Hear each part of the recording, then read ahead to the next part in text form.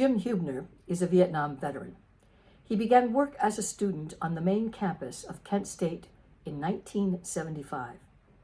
2 years later, he became an active participant in the May 4th Coalition. As a member, he sought to prevent construction of the new gymnasium annex in the center of the campus. In addition to being a resident of Tent City, he served as chairperson of many of the mass meetings of the coalition members, which took place during the last few weeks before the arrests of July 12th, 1977. Where were you on May 4th, 1970? The question, when directed to contemporary May 4th activists or groupies, is intended to lend legitimacy to the argument that unless you were here, you don't know what you're talking about. Oddly then, it's likewise rare when the person asking the question wasn't here either. But never mind, everyone knows somebody who was. Well, I wasn't, okay?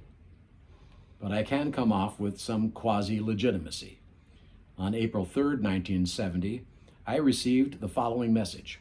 Sergeant Huebner, you have a new assignment to the Republic of Vietnam. So on May 4th, 1970, while other members of my unit were on duty in Oklahoma City at the University of Oklahoma and Oklahoma State, I was packing. Memories of that date are vague.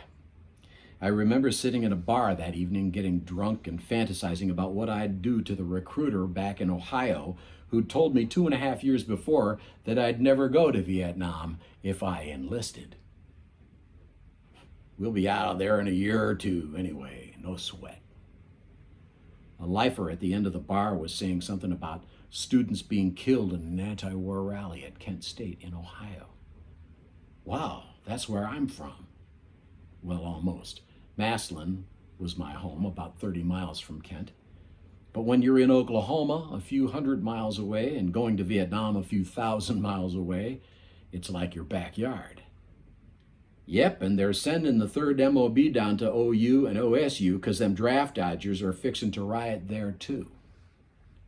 Well, that's my unit, but I won't have to go because I'm short, processing out.